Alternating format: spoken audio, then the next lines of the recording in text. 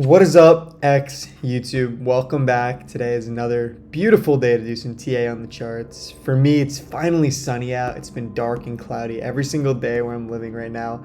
So it truly is a beautiful day. But you know what? It's always an absolutely beautiful day when you're doing what you love. And for me, that's trading. So going straight into the TA, we're going to go over Bitcoin. As we know, Bitcoin is the most important asset when we're talking about crypto. When Bitcoin moves, our alts are probably going to move. Today, our alts haven't been moving that much. BTC dominance is just absolutely sending. We haven't broken market structure yet, so our alts are just kind of lagging right now, which is pretty normal at this point in the cycle since all the big boys are currently just bidding BTC. We're on our way to 100K. I think we might hit it in the next few days, potentially a little weekend pump. You never know, but maybe even by the end of today, we'll see. Time will tell. We don't predict, we react. So jumping straight into it, we have this uptrend right here, and I was watching this range earlier. It's just where we can pull our range from high to low, and it broke to the upside. Let's check our deviation threshold, and we broke out of it, so this is nothing. We have this demand zone back here around 95K, so I'm watching for that. If we come up and create a distribution, I'll be looking for shorts, and obviously if we get our accumulation, I will be looking along because you don't want to get caught in the short squeeze. But that's basically it for Bitcoin. There's nothing really to trade here. Just going to need some more time. Expecting a potential higher low for the higher high. And we might even hit that 100K. So that's it for BTC. Let's move on real quick to Solana.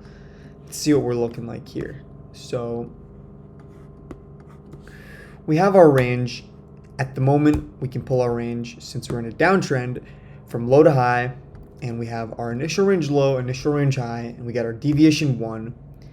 So I was watching this, and we actually came up. I was hoping we'd come down slowly, grab our extreme liquidity, break this, and we could look for nice longs on SOL. But we came up, and now we're deviating the range high.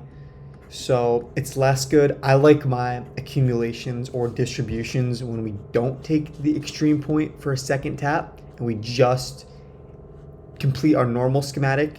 But this still could work. We could technically come down slowly, grab this liquidity, and push up higher. I most likely won't be trading that unless it's extremely clean. Like I said yesterday, I'm really only focusing on extremely high probability setups because that's all you need. You just need a few trades a week, and that's what I'm looking at for SOL. Let's zoom in on the very low time frames and see here. So it looks like we're creating a range where we pull our range from high to low, and we have our initial range high and our initial range low. We confirm the range and are pretty much doing nothing at the moment. Need more time. Just going to set alerts at the high and the low. And I think SOL is clear. Moving on, let's check out our friend Pepe. So I was watching a trade here earlier today. We didn't get confirmations. So you could initially look at this like we're in this downtrend. We pull our range from high to low, or from low to high, and this is our range. We have our initial range low, initial range high, and you can call this our deviation 1 and this our deviation 2, but we actually came lower and we didn't get confirmations on this. So now the way I'm looking at it, which I think looks cleaner, is something you should always check is the highest time frame your range is valid on. And if you look, we're actually valid on the 3-hour time frame. So this tap gets pretty much deleted. And what you want to do is you can extend your range all the way to here, making this your second deviation or your first deviation. And now we're coming into our demand zone. We're coming in pretty aggressively. I was watching this very local range, but nothing came from it. So we're just going to move on. And I would like to see some more time displacement. this is the most extreme point of liquidity. So if we do end up coming for this, aligning with kind of that pre-New York Open, leaving a nice return to zone, keeping this, we don't want to go up and just shoot down. We want to just slowly grind down, leaving all this nice liquidity before getting that pop and that flush effect. If you know, you know. So that's what I'm watching on Pepe. If we get confirmations, we'll look for longs. But at the moment, BTC is just ripping and all our alts are lagging extremely hard. It's kind of how money flows. It's like a cycle. Right now, people are bidding BTC, but once those Bitcoin whales start rotating, you're literally not even ready. Time is ticking, and just be ready. Take ownership of your portfolio. Make sure you got some USDT, USDC cash just on the side, since there will be new plays, and don't look for just those new 100x's all day.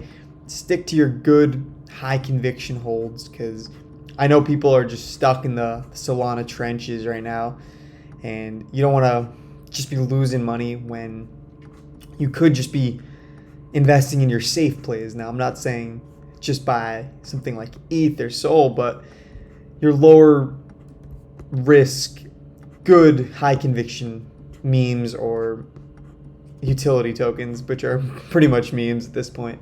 So that's basically it for Pepe. Let's move on to XRP. So let's see what we got here. So at the moment on XRP, we had this range. It's not the cleanest. I'm right now looking at this local range. So let's see here. We can pull our range from high to low. And we got our initial range high, initial range low, and we have our deviation 1 and our deviation 2. It looks like you can see in here, we created our own smaller little mini distribution in the third tap. So that filled and hit its target, and now we're currently just bouncing off this demand zone. All depends on BTC. There's a chance we come lower on XRP, and potentially we sweep these range lows, or even this high. So we're in this higher time frame range. It would be super clean if we come down here, deviation 1, create our new internal range, break structure, getting our confirmations, either a TCT model 1 or 2. That could be an incredible high time frame swing long. But right now, that's really all I'm seeing on XRP. Let me just check here. Yeah, so we kind of had this where you can pull our range from low to high, and we had our taps 1, 2, and 3. And this actually hit its technical target. So we're not going to even pay any attention to that right now. Just moving on to new price action. Got to keep a clean chart. So that's pretty much it for XRP at the moment. This looks like it did actually get confirmed. It's not the cleanest. It's kind of a fake break of structure at the moment. Zooming in.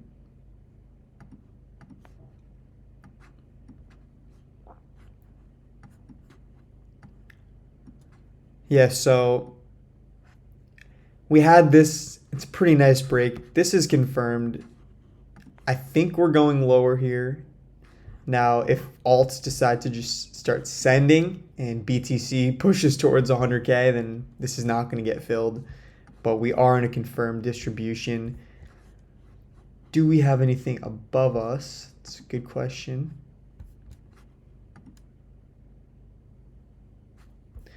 So we do have this supply zone right here. If we come up slowly and break structure, turning this from a model 1 to a model 2, could be a nice short, but we're just going to play our local ranges and see what happens. So moving on from XRP, we're gonna go over Doge. So let's see what we got going here. So yeah, last time we talked about Doge, we were talking about this just nice supply zone. So what I'm watching for currently is if we come in here and create our local range, we can take a short all the way down to potentially our extreme liquidity target before looking for a swing long all the way to range highs and all the way to new all-time highs, which is crazy to think about, but it could be a nice generational long here on Doge. We're waiting for confirmations, obviously, so let's see what we're doing locally here. Nothing too crazy here. We're kind of just in this uptrend. This is a more trendy environment. I like my ranges to be more just tight. This feels more just like we're in an uptrend and that we're going to put in our nice higher low for our higher high before coming to this supply POI. So that's what I'm seeing on Doge. And that's pretty much it. We're going to go over one final token here. Let's check out ETH.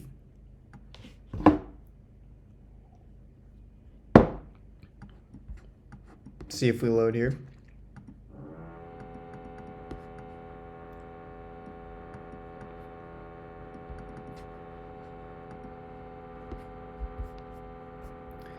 Yeah, I don't know what's going on with ETH. Let me try this real quick. Okay, finally. So lastly, let's check out Ethereum. We've had a rough time with ETH, but I think it's time. It's almost time for ETH to really prove itself. So we had this range here. We're in a larger range, but we had this range where we have our initial range high, initial range low, and we did sweep the high, making it less good, but we could come up here. So if you are interested in taking a long on ETH, you got to be aware that we could come up and still turn this into a distribution, but we do have this, let's see, internally. So the only thing I'm really watching here on ETH is this range. We can pull our range from low to high, and now we have just this range. It's not confirmed yet. That's really all I'm seeing on ETH. You could call this a model 2 right here, and that it's actually on its way to its technical target. But you do have to be aware that if we come in here and break structure, it could be just coming up to grab supply before pushing price lower and actually filling it.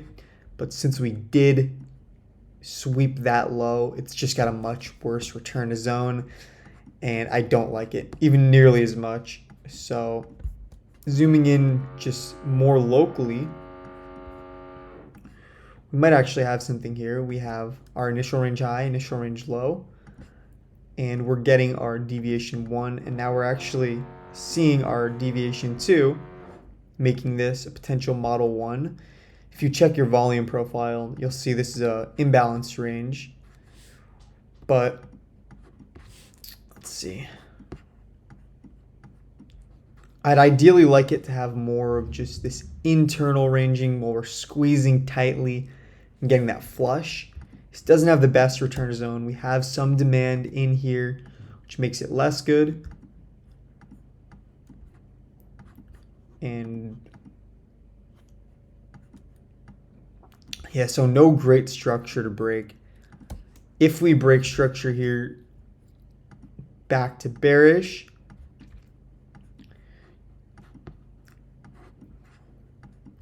yeah, I probably wouldn't play this range. You could try it, but I personally wouldn't recommend it. So just waiting. Need some more price action. There's nothing too crazy going on in the market right now. I'm not watching any setup too closely. If we come in here and confirm, we can potentially play our local range, something like this, coming up, break structure, something like that is what I'll be watching for. Also, if we come into this supply zone and get a very local TCT model, then I'll be looking for shorts on ETH. So that's gonna do it for this video. I hope you guys enjoyed, and let me know if you have any questions, any feedback. I'm always looking to improve, and I'll catch you boys in the next video. All right, peace out.